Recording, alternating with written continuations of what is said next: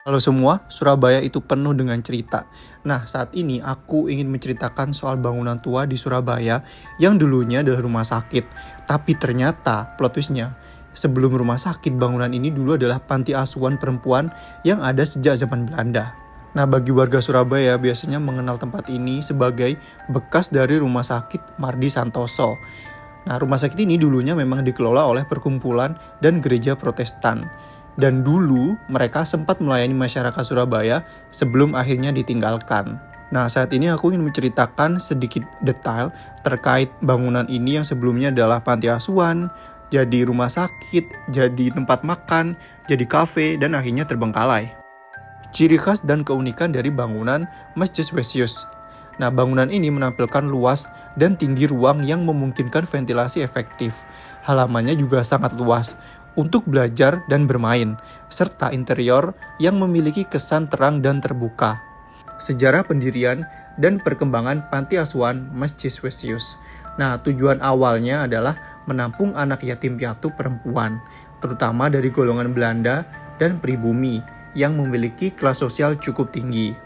Bangunan panti ini mengadopsi arsitektur Art Deco dengan jendela yang besar, pilar kuat, ruangan yang luas, dan plafon yang sangat tinggi, dan dirancang menyesuaikan iklim panas Surabaya kala itu.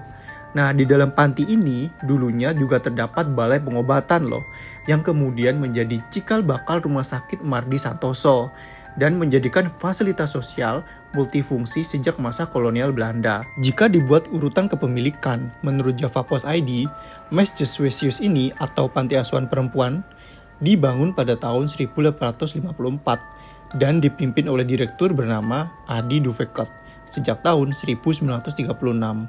Namun di buku Out Surabaya dituliskan panti asuhan gadis baru Bubutan ini ada di tahun 1913, lalu berubah menjadi Rumah Sakit Mardi Santoso pada tahun 1951. Lalu pengelolaannya beralih lagi menjadi gereja Protestan pada tahun 1995 dan berubah lagi menjadi Rumah Sakit Geria Husada.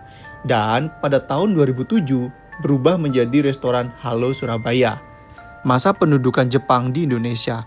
Nah, selama pendudukan Jepang di Indonesia sejak tahun 1942 sampai tahun 1945, pemerintah Jepang kala itu melarang orang Belanda untuk mengelola panti asuhan. Masjid Wesius Surabaya ini tidak hanya menjadi gedung sejarah fisik saja, tetapi juga menjadi cerita perjuangan pengurus, anak-anak asuh, dan masyarakat lokal dalam menghadapi transisi kolonial, perang, dan masa kemerdekaan Indonesia yang sangat berat kala itu. Nah, kelar nonton video jangan lupa cek keranjang kuning. Terima kasih banyak semua. Pesan dong. Bye-bye.